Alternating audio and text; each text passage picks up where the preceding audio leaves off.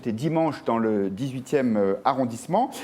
Il a été reçu ce matin par Emmanuel Macron et voilà ce qu'il disait à la sortie de son entrevue avec le président de la République. Ouais, il a parlé avec moi, il a décidé de me mettre régulier, voilà, et de me chercher encore des boulots, voilà, c'est ça. Voilà, bon, j'ai passé, il m'a donné une médaille, voilà, c'est ça. Voilà, alors l'idée est de donner à Mamoudou Gassama la nationalité française et les sapeurs-pompiers de Paris ont expliqué tout à fait officiellement qu'ils étaient prêts à l'accueillir dans leur rang. Alors cette décision fait une relative unanimité, la décision de naturalisation du jeune Malien, quels que soient les partis politiques. En revanche, l'analyse politique qui est faite de cet événement n'est pas exactement la même. Écoutez Alexis Corbière, le député France Insoumise de Seine-Saint-Denis, et Lydia Guirousse, la porte-parole des Républicains. Voilà ce qu'ils disaient l'un et l'autre de cette affaire ce matin. Ce monsieur, il fait un geste qui, d'un certain point de vue, au sens philosophique du mot, le rend français, quoi. Enfin, je veux dire, il fait partie de notre communauté nationale. C'est un homme qui risque sa vie pour sauver la vie d'un enfant qu'il ne connaît pas, mais uniquement par altruisme, générosité. C'est beau. Moi, j'ai même dit, pourquoi pas la Légion d'honneur. Nous sommes favorables à la régularisation ou naturalisation pour acte de bravoure ou soutien à la nation. Ces quelques exemples, ça va pas tout régler, mais ça permet de dire, regardez, c'est pas des gens qui viennent profiter, c'est pas des gens qui sont des délinquants, ce sont des honnêtes gens, voire même des gens encore meilleurs que nous. Pour que la République puisse être généreuse avec ses héros, avec ces personnes qui font preuve d'héroïsme, il faut qu'en parallèle, la République soit absolument très ferme avec ceux qui ne la respectent pas. Il faut expulser les délinquants étrangers, mais également pouvoir déchoir de leur nationalité ceux qui s'en prennent à la France. Patrick Pelloux, la décision du président de la République concernant cette personne, elle fait l'unanimité. Il n'y a pas de débat pour vous? Est-ce que c'est un coup médiatique? Est-ce que c'est juste une décision de sagesse et de bonheur, de générosité plutôt? Il n'y a pas de débat, en fait. C'est toujours gênant d'un point de vue, mais c'est pas grave. Oui, c'est triste pour l'émission, mais en fait, il n'y a pas de débat. Ouais. C'est un homme, vous avez vu les images, au risque de sa vie, il est monté au 4e étage. Quand vous faites une chute du 4e étage, généralement, il y a peu d'espoir de vous en sortir. Et il a sauvé, je trouve que le président de la République a raison de le recevoir. Écoutez, on a tellement des images pitoyables de notre société, avec l'irrespect, avec l'abandon, avec des gens qui n'en ont plus rien à foutre. Quand il y a quelqu'un qui se bat pour sauver une vie et qui montre justement tout ce qui est l'humanisme, l'altruisme, il faut le féliciter et le fêter. Et je crois que le président de la République a raison de faire ça. Maintenant, il ne faut pas oublier ce qui se passe derrière, parce qu'à chaque fois, tout le monde parle de ça.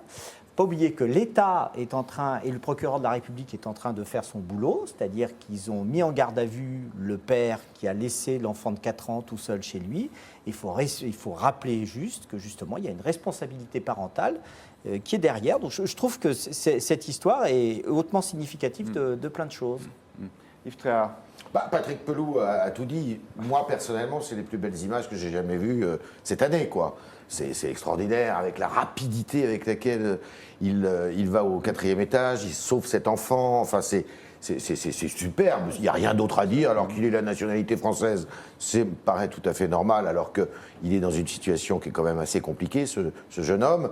Après alors, c'est pas tout à fait les sapeurs-pompiers. Il va d'abord faire un service civique chez les sapeurs-pompiers. Il verra si ça lui plaît.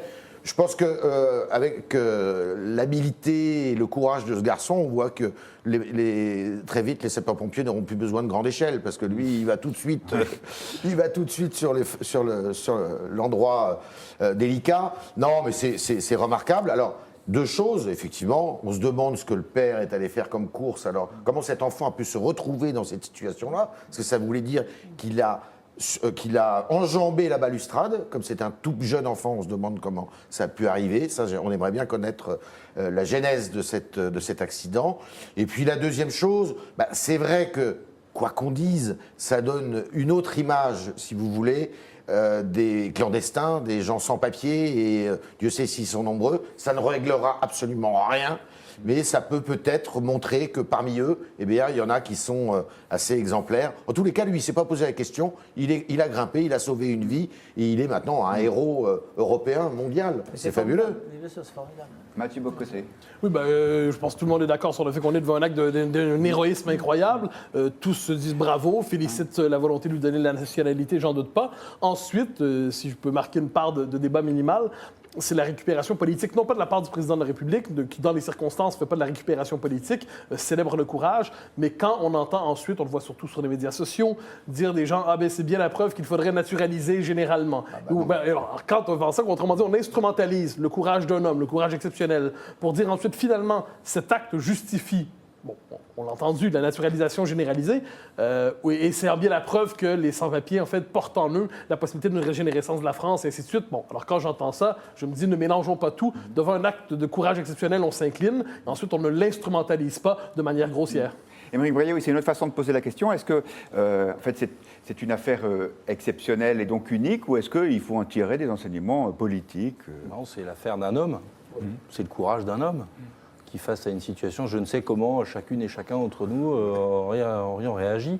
Donc c'est l'affaire d'abord d'un homme. Moi, personnellement, j'aurais pas pu grimper. Moi non plus. Moi, j'aurais pas eu la condition physique, en tout cas, pour grimper. Mais ce qu'il faut relever dans cette histoire-là, c'est que le président de la République est pleinement dans son rôle. Il salue, parce qu'il sait aussi son rôle, il salue un acte héroïque. Il en tire des conclusions sur la situation personnelle de cet homme-là. Et finalement, il s'inscrit dans une tradition française qui était de donner la nationalité française, naturaliser quelqu'un, parce qu'il avait rendu service à la nation. Et c'est quelque chose qui reprend des traces historiques assez conséquentes. Mais l'acte politique qu'il y a derrière, c'est pas, à mon avis, c'est pas celui qu'on croit. C'est justement que la France reconnaisse un Malien migrant, et il y a une relation entre la France et le Mali qui est très forte, notamment après l'intervention qui avait été voulue par le président Hollande, pour sauver le Mali des griffes d'Al-Qaïda Maghreb. Mais c'est pour ça qu'il y a cette symbolique-là derrière. Alors, est-ce que vous pensez que je vais trop loin quand j'extrapole en disant le sens politique caché de cette décision, c'est de dire parce que ce Malien a commis des actes de courage extraordinaires, il mérite la nationalité française, ce qui veut dire qu'à contrario, le Malien lambda, entre guillemets, je rappelle qu'on est présent militairement au Mali, il n'a pas vocation à devenir français. Non mais attendez, vous avez dit tout à fait, c'est une affaire personnelle, c'est une affaire individuelle, c'est l'exploit d'un homme, parce que c'est un véritable exploit physique, un exploit de courage psychologique aussi, parce qu'il faut avoir le cran de le faire. Il voit, il fonce. Il y va. Ce qu'il faut dire aux Français, c'est que la première ville du Mali, c'est Montreuil. Vous avez quasiment autant de Maliens à Montreuil qui viennent de Caille. Caille, c'est une ville très importante du nord-ouest du Mali. Et vous avez une communauté malienne en France, bien avant les événements qui ont malheureusement martyrisé ce pays, en tous les cas au nord du pays, au nord du Mali. Vous avez énormément de Maliens en France. Il y a une communauté malienne qui est très souvent d'ailleurs dans des situations régulières en France, et qui très souvent d'ailleurs, une fois qu'ils ont mis un peu de pécule de côté, ils retournent dans leur pays et ils vont dans cette région de Caille. Et c'est assez, il faut le souligner, c'est-à-dire que le Mali, les Maliens sont en France depuis très très longtemps. Ils n'ont pas attendu la guerre qui malheureusement frappe leur pays. Exactement. Et évidemment, pardon Patrick, en 2 secondes, évidemment qu'on ne va pas naturaliser ni accueillir tous les Maliens de ce pays. C'est un acte individuel, il faut encore le répéter. Et pour en avoir soigné plus d'un sur les services des urgences, les Maliens sont très respectueux de la France. Ouais. Ils ont un très grand respect de la France et ils sont très respectueux de ce que l'on est, de ce qu'on a fait. Et il ne faut pas oublier que le travail, parce qu'ils travaillent énormément, on les voit souvent dans les métiers du ménage notamment, l'argent qu'ils ont, généralement, ça sert, ils l'envoient là-bas. Donc d'un coup, c'est toute une économie qui se déroule et qui sert. C'est pour ça que c'est très symbolique et c'est peut-être ça le sens politique de ce geste. Je vais vous donner la parole, Émeric Brier, mais vous le savez, point de vue, c'est d'abord l'émission des internautes. Vous réagissez sur les réseaux sociaux, sur le Figaro.fr, sur Twitter. Voici quelques commentaires. Sadia Berboucha nous dit « Reconnaissance méritée ». Rose, il est un exemple pour les jeunes générations. Le président Macron ne pouvait faire autrement. Il a sauvé ce petit garçon avec une telle rapidité. Nous avons besoin de voir des gestes aussi nobles. Bravo, monsieur. Jeanne Andriansen, ce jeune homme a réagi en héros, c'est sûr, mais le gros problème de cette histoire est le fait que personne n'ait prévenu les pompiers en premier lieu. Ça, je ne sais pas. non, oui. c'est faux. Ça, c'est Non, pas c'est vrai. faux. Les Ils sont pompiers, arrivés quelques oui. minutes après. Quelques mais minutes heureusement après. qu'il est Ah, bien intervenu sûr. avant.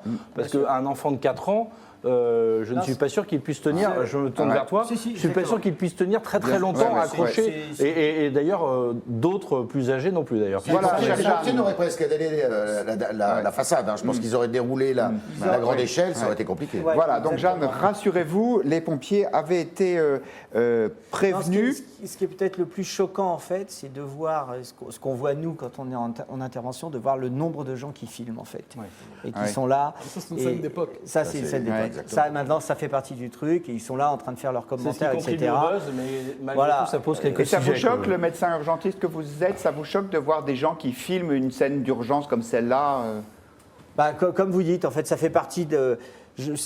C'est pas que je suis choqué, c'est que souvent toujours c'est du surprenant. voyeurisme et c'est surprenant, quoi.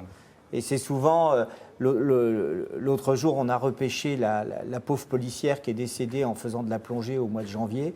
Les policiers ont été obligés de faire dégager tous les gens qui étaient en train de nous filmer, en train de regarder Oui, c'est une n'importe toute autre quoi. question, mais c'est un des traits psychologiques les plus détestables de notre époque, je crois. C'est-à-dire, devant un événement, Ouais. l'idée de participer ne vient pas. Il faut être témoin, l'enregistrer, témoin et enregistrer. le placer sur Facebook, Voilà. et ensuite se présenter comme le grand témoin de l'événement Voilà. parce qu'on aurait eu des likes Voilà. avec ça. Voilà. Mais ça, c'est tout autre chose, mais c'est une des marques les plus détestables de notre temps. C'est le thème Voilà. de la tribune de Mathieu Bocoté demain dans le Figaro quotidien.